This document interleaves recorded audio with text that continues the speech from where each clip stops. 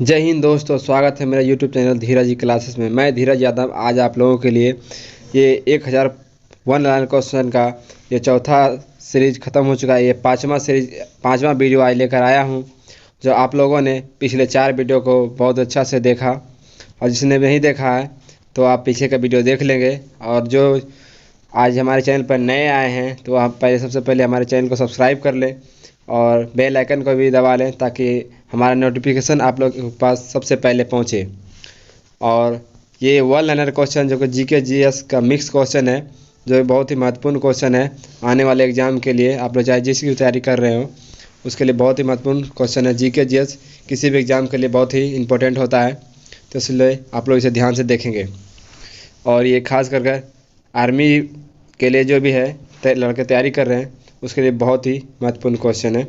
तो आज के सीरीज का सबसे पहला क्वेश्चन है, टीपू सुल्तान की मृत्यु 1799 ईस्वी में कहाँ हुई थी? यह श्रवण बेलगोला में हुआ था। हमारा अगला प्रश्न है, दक्षिण अफ्रीका में स्थित किम्बरले किसके लिए प्रसिद्ध है? यह हीरे की खान के लिए प्रसिद्ध है। हमारा अगला प्रश्न है, विश्व का सबसे व्यस्त समुद्री रास्ता कौन सा है? ये अटलांटिक महासागर का जो विश्व में सबसे व्यस्त रहता है ये। हमारा अगला प्रश्न है, शुद्ध जल का पीएच मान कितना होता है? तो यह शुद्ध जल का पीएच मान, यहाँ पर मिस्टेक्स हो गया है, जल का पीएच मान, हाँ ठीक है, शुद्ध जल का पीएच मान 7 होता है। हमारा अगला प्रश्न है, उच्चतम न्यायालय के मुख्य न्यायाधीश की नियुक्ति कौन करता है? तो यह राष्ट्रपति करता है। हमारा अगला प्रश्न है, किस मुस्लिम शासक के सिक्कों पर लक्ष्मी देवी की आकृति बनी हुई थी?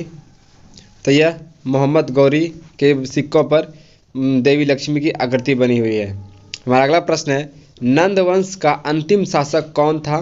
तो यह घनानंद नंद वंश का अंतिम शासक था। हमारा अगला प्रश्न है, डायनमो परिवर्तित करता है किसको किसमें? किस ऊर्जा में? तो ये यांत्रिक ऊर्जा को विद्युत ऊर्जा में डायनमो परिवर्तित करता है।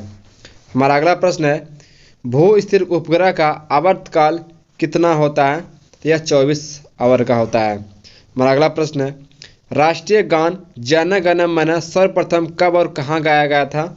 यह 27 दिसंबर 1911 को कलकत्ता अधिवेशन में गाया गया था। हमारा अगला प्रश्न है, हाइड्रोजन की खोज किसके द्वारा किया गया था? तो यह कैवेंडिश के द्वारा किया गया था। हमारा अगला प्रश्न है, वेल्थ ऑफ नेशंस पुस्तक के लेखक कौन है? तो यह है एडम स्मिथ। हमारा अगला प्रश्न है, किस वैज्ञानिक ने खोज की पृथ्वी सूर्य के चारों ओर घूमती है? तो यह कोपरनिकस ने खोज किया था कि पृथ्वी सूर्य के चारों ओर घूमती है। हमारा अगला प्रश्न है, ऑपरेशन फ्लड कार्यक्रम किस पर केंद्रित था? यह दूध उत्पादन पर संबंधित है। हमारा अगला प्रश्न है, भारतीय संविधान के किस अनुच्छेद में नए राज्यों के प्रवेश या स्थापना का प्रावधान किया गया है? तो यह अनुच्छेद 2 में। दोस्तों, वीडियो बनाने में बहुत ही मेहनत लगता है, इसलिए आप लोग हमारे चैनल को सब्सक्राइब करें, लाइक ज़रूर करें, कमेंट करें, ताकि हम आपके एक लाइक से हमें मोटिवेशन मिलता है। तो इसलिए आप लोग वीडियो को लाइक ज़रूर करें और शेयर भी करें दोस्तों के पास। जिसकी भी आर्मी की एग्ज़ाम है उस दोस्तों को शेयर करें, ताकि उसका भी इस वीडियो से कुछ उसे जानकारी मिल सके। तो हमारा अगला प्रश्न है, भारत में सरकार की संसदीय प्रणाली कहाँ से ली गई है? या किस देश से ली गई है? तो यह ब्रिटेन के देश से ली गई है। हमारा अगला प्रश्न है, 1829 में सती प्रथा का उन्मूलन किसके द्वारा किया गया था? तो यह लॉर्ड विलियम बेंटिंग के द्वारा किया गया था। हमारा अगला प्रश्न है, मुख्यतः किसके प्रयास से सती प्रथा का उन्मूलन हुआ? तो यह राजा राम मोहन राय के प्रयास से। हमारा अगला प्रश्न है, हीरा और ग्रेफाइट किसके अपरूप हैं? तो यह कार्बन के अपरूप हैं। हमारा अगला प्रश्न है, रसायनों का राजा किसे कहा जाता है? तो यह सल्फ्यूरिक अम्ल को H2SO4 कहा जाता है रसायनों का राजा। हमारा अगला प्रश्न है, हाइड्रोमीटर से क्या मापा जाता है? यह द्रवों की अपेक्षित घनत्व मापा जाता है। और हाइग्रोमीटर बोलेगा तो अपेक्षित आर्द्रता मापा जाएगा। तो हमारा अगला प्रश्न है, स्वतंत्र भारत के प्रथम रक्षा मंत्री कौन थे? तो यह बलदेव सिंह थे।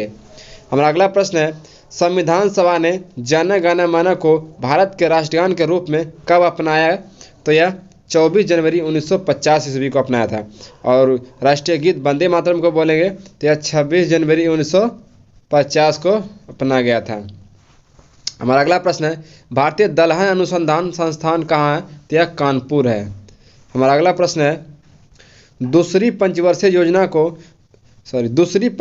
योजना ने किसको प्राथमिकता दी गई थी? तो यह भारी उद्योग को दी गई थी, प्रथम में कृषि को। हमारा अगला प्रश्न है, भारतीय खिलाड़ी गगन नारंग किस खेल से संबंधित है?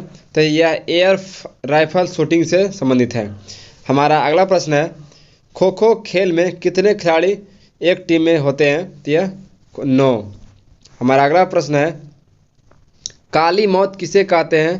तो यह प्लेग को कहते हैं काली मौत। हमारा अगला प्रश्न है, भारत का आइंस्टीन किसे कहा जाता है? तो यह नागार्जुन को कहा जाता है।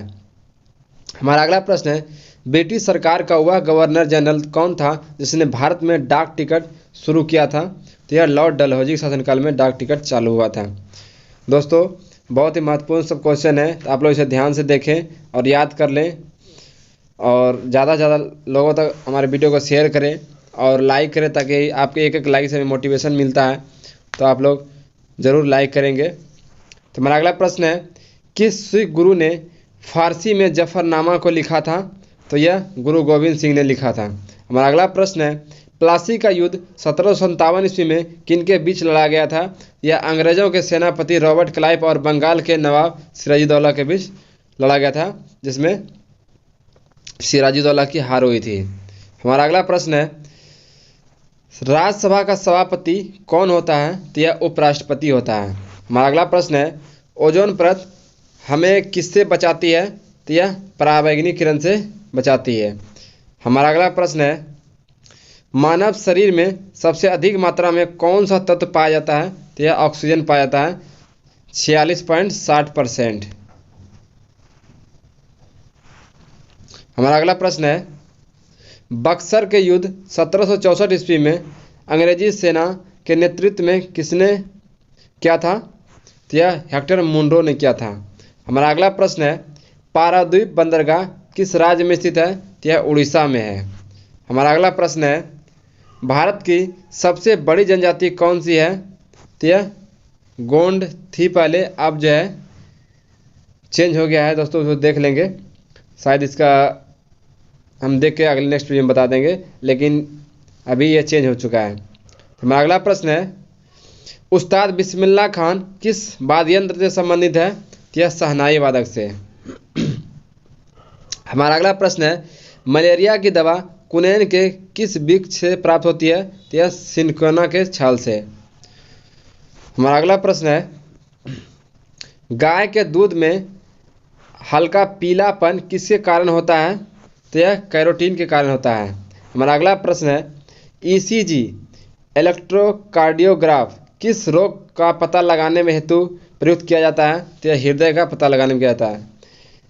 और इसका ईसीजी का अगला क्वेश्चन है, ईसीजी का पूर्ण रूप क्या है? इलेक्ट्रोकार्डियोग्राम। और ईईजी बोलेंगे तो यह मस्तिष्क का पता लगाया जाता है। तो हमारा अगला प्रश्न है, छिली हुई सब्जियों को धोने से कौन सा विटामिन निकल जाता है? तो यह विटामिन सी निकल जाता है। हमारा अगला प्रश्न है, गाय के दूध का रंग सफ़ेद किसकी उपस्थिति के कारण होता है? तो यह केसिन के कारण होता है। हमारा अगला प्रश्न है, संयुक्त राज्य अमेरिका का राष्ट्रीय खेल कौन सा है? तो यह बेसबॉल है। हमारा अगला प्रश्न है, डॉक्टर भीमराव अंबेडकर ने संविधान का हृदय एवं आत्मा किसे कहा है? तो यह संवैधानिक उपचारों का अधिकार को कहा है। हमारा अगला प्रश्न है, सबसे प्राचीन वेद कौन सा है? तो यह है ऋग्वेद। और बोलेगा सबसे अंतिम का वेद तो अथर्ववेद। हमारा अगला प्रश्न है, विश्व का सबसे बड़ा डेल्टा कौन सा है? यह गंगा और ब्रह्मपुत्र नदी के तट पर है, जो कि सुंदरबन का डेल्टा है। हमारा अगला प्रश्न है, वायु में ध्वनि की चाल कितनी होती है? यह 332 मीटर पर सेकेंड होती है। हमारा अगला प्रश्न है, दक्षिण भारत की सबसे ऊंची चोटी कौन सी है? तो यह अनाईमुदी, जिसकी ऊंचाई है 2696 मीटर।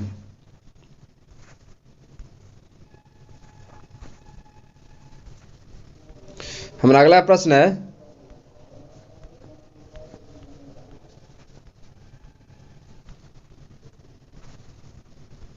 एक सेकंड दोस्तों।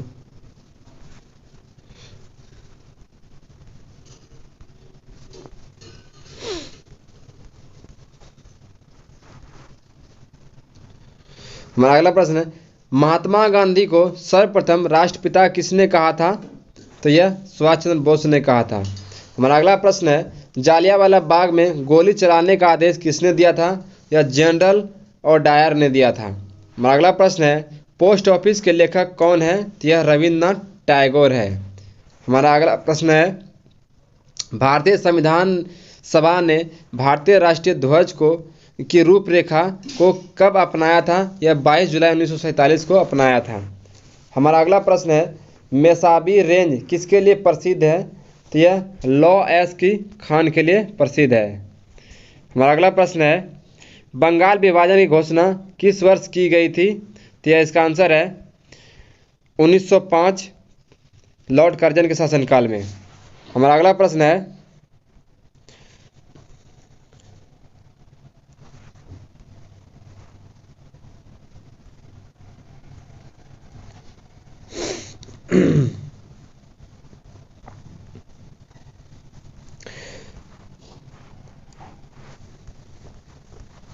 भारत की सबसे ऊंची पर्वत श्रेणी कौन सी है? तो इसका आंसर है अरावली। हमारा अगला प्रश्न है, राउरकेला इस्पात संयंत्र की स्थापना किसके सहयोग से हुई थी? यह जर्मनी के सहयोग से हुई थी। हमारा अगला प्रश्न है, गौतम बुद्ध को ज्ञान की प्राप्ति कहाँ से हुई थी? तो यह कहाँ में हुई थी? तो यह बोध गया में हुआ था, बिहार में। हमारा अगला प्रश्न है, सांख्य दर्शन के प्रतिपादक कौन थे? तो यह महर्षि कपिल थे। हमारा अगला प्रश्न है, भारत की स्वतंत्रता के समय ब्रिटेन के प्रधानमंत्री कौन थे? तो यह क्लीमेंट एटली थे। हमारा अगला प्रश्न है, पोंगल किस राज्य का प्रमुख त्यौहार है? तो यह तमिलनाडु का प्रमुख त्यौहार है। हमारा अगला प्रश्न है, त्वरण का असाई मात्रक क्या होता है? तो यह मीटर प्रति सेकेंड स्क्वायर होता है। हमारा अगला प्रश्न है, बंगाल का शोक किस नदी को कहते हैं? यह दामोदर नदी को कहते हैं। दोस्तों, मैं इस क्वेश्चन को थोड़ा जल्दी जल्दी पढ़ रहा हूँ ताकि आप लोगों को कम समय में ज़्यादा क्वेश्चन की तैयारी हो सके, इसलिए मैं जल्दी जल्दी क्वेश्चन पढ़ रहा हूँ। तो हमारा अगला क्वेश्चन है, मानव शरीर में खून के शुद्धिकरण की प्रक्रिया को क्या कहते हैं? तो इसे डायलिसिस कहते हैं। हमारा अगला प्रश्न है, मानव शरीर में लाल रक्त कण आरबीसी का निर्माण कहाँ होता है? तो यह अस्थि मज्जा में होता है, जिसे बोन मैरो कहते हैं। हमारा अगला प्रश्न है, डॉपलर प्रभाव किससे संबंधित है? यह ध्वनि से संबंधित है। दोस्तों, अगर बोलेगा WBC, उसका भी निर्माण अस्थि मज्जा में ही होता है। हमारा अगला प्रश्न है, माओरी जनजाति कहाँ पाई जाती है? तो यह न्यूजीलैंड में पाई जाती है। हमारा अगला प्रश्न है, भारतीय राष्ट्रीय कांग्रेस की स्थापना कब की गई थी? यह 28 दिसंबर 1885 ईस्वी को किया गया था। हमारा अगला प्रश्न है, वर्तमान में लोकसभा सदस्यों की संख्या कितनी है? यह 545, और बोले अधिकतम बोलेगा तो 552। हमारा अगला प्रश्न है, लोकसभा में सदस्यों की अधिकतम संख्या कितनी है? तो यह है 552। हमारा अगला प्रश्न है, वर्षा की बूंद का आकार गोलाकार किस कारण से होता है? तो यह पृष्ठ तनाव के कारण होता है। हमारा अगला प्रश्न है, सूर्य के बाह्यतम परत को क्या कहते हैं? तो यह क्रीट या कोरोना कहते हैं। हमारा अगला प्रश्न है, भारत रत्न की शुरुआत कितने वर्ष में हुई थी? यह 1954 ईस्वी में हुआ था। हमारा अगला प्रश्न है, कौटिल्य द्वारा लिखित पुस्तक अर्थशास्त्र के संबंध किस क्षेत्र से है? यह राजनीतिक से है। हमारा अगला प्रश्न है, औषधियों के कारण द्रव का क्वथनांक क्या होता है? तो यह बढ़ जाता है। हमारा अगला प्रश्न है, फुटबॉल टीम में कुल कितने खिलाड़ी होते हैं? तो यह 11 होते हैं। हमारा अगला प्रश्न है, मानव शरीर का रक्त बैंक किसे कहा जाता है? यह पीलिया या तिल्ली को कहा जाता है। हमारा अगला प्रश्न है, कपास की खेती के लिए सर्वाधिक उपयुक्त मिट्टी कौन सी है? तो यह काली मिट्टी है। हमारा अगला प्रश्न है, लंदन किस नदी के किनारे स्थित है? यह थेम्स नदी के किनारे स्थित है। हमारा अगला प्रश्न है, हल्दीघाटी के युद्ध 1576 ईस्वी में अकबर और किसके बीच लड़ा गया था? तो यह महाराणा प्रताप के बीच लड़ा गया था। हमारा अगला प्रश्न है, कांसा किस किस धातु का मिश्रण है? तो यह तांबा और टीन का मिश्रण है। हमारा अगला प्रश्न है, सिरका में कौन सा अम्ल पाया जाता है? तो यह एसिटिक अम्ल पाया जाता है। हमारा अगला प्रश्न है, कवकों के अध्ययन को क्या कहते हैं? माइकोलॉजी कहते हैं। हमारा अगला प्रश्न है, कोशिका की खोज किसने की थी? तो यह रॉबर्ट हुक ने 1665 ईस्वी में किया था। हमारा अगला प्रश्न है, रेड डाटा बुक में किसका विवरण दिया गया है? तो यह संकटापन्न पादप और जीव जंतु का दिया गया है। हमारा अगला प्रश्न है, प्रयोगशाला में सर्वप्रथम डीएनए का संश्लेषण किसने किया था? यह हरगोविंद खुराना ने किया था। हमारा अगला प्रश्न है, दिया सलाई की नोक में कौन सा तत्व होता है? यह लाल फास्फोरस होता है। हमारा अगला प्रश्न है, केंद्रीय खाद्य प्रौद्योगिकी अनुसंधान संस्थान कहाँ स्थित है? यह मैसूर कर्नाटक में स्थित है। हमारा अगला प्रश्न है, टाइफाइड से शरीर का कौन सा अंग प्रभावित होता है? तो यह आंत है। दोस्तों, अगर किसी भी क्वेश्चन पे आप लोगों को डाउट लगे तो आप लोग कमेंट बॉक्स में ज़रूर देंगे, क्योंकि अत्यंत बहुत ही अच्छे से लिखा गया है। कहीं टाइपिंग मिस्टेक होने के कारण कुछ अगर आंसर गलत होता है तो आप लोग इससे का कमेंट बॉक्स में जवाब जरूर देंगे। हमारा अगला प्रश्न है, पेनिसिलिन की खोज किसने की है? तो यह अलेक्जेंडर फ्लेमिंग ने किया था। हमारा अगला प्रश्न है, विश्व की सबसे बड़ी झील कौन सी है? तो यह कैस्पियन सागर है। हमारा अगला प्रश्न है, भारत छोड़ो आंदोलन के समय इंग्लैंड के प्रधानमंत्री कौन थे? तो यह विंस्टन चर्चिल। हमारा अगला प्रश्न है, सुभाष चंद्र बोस को सर्वप्रथम नेताजी की उपाधि किसने दिया था? सुभाष चंद्र बोस को सर्वप्रथम नेताजी किसने कहा था? यह एडोल्फ हिटलर ने कहा था। हमारा अगला प्रश्न है, प्रतिध्वनि सुनने के लिए श्रोता एवं परावर्तक सतह के बीच न्यूनतम दूरी कितनी होनी चाहिए? तो यह 17 मीटर। दोस्तों, अगर कहीं 16.6 मीटर भी रहे तो वो भी हो सकता है। हमारा अगला प्रश्न है, मरणोपरांत प्रथम भारत रत्न, यहाँ पे रत्न छूट गया है, भारत रत्न किसे दिया गया था? तो यह लाल बहादुर शास्त्री को दिया गया था। हमारा अगला प्रश्न है, चिकित्सा पर आधारित पुस्तक चरक संहिता के लेखक कौन है? तो यह चरक। हमारा अगला प्रश्न है, आज के सेशन का सेकेंड एंड लास्ट क्वेश्चन है, तो इसका हमारा जो कि आप लोगों को यह सेशन बहुत अच्छा लग रहा होगा, तो आप लोग हमारे चैनल को सब्सक्राइब करें, ज़्यादा से ज़्यादा लोगों तक शेयर करें। तो हमारा अगला प्रश्न है, सांडों को वश में करने के लिए खेल जलीकुट्टू किस राज्य में प्रसिद्ध है? यह तमिलनाडु में है। और आज के सेशन का यह अंतिम प्रश्न है, तो इसका यह है, सार्स एक क्या है? यह एक विषाणु जनित रोग है। तो दोस्तों, यहीं पर आज का हमारा सेशन ख़त्म होता है। आप लोग इस वीडियो को ध्यान से देखें, ज़्यादा से ज़्यादा लोगों तक शेयर करें, कमेंट करें। जो भी लोग आज हमारे चैनल पर नए आए हैं तो वो हमारे चैनल को सब्सक्राइब करें और अपनी तैयारी को इस तरह मजबूत बनाएं। और हमारे वीडियो को अगर पिछले वीडियो को नहीं देखे हैं तो आप लोग इससे पहले 4 वीडियो है उसे भी जाकर देख लें, मैंने प्लेलिस्ट में बना दिया है, तो वहाँ से देख सकते हैं। इसलिए दोस्तों, जय हिंद, जय भारत, वंदे मातरम।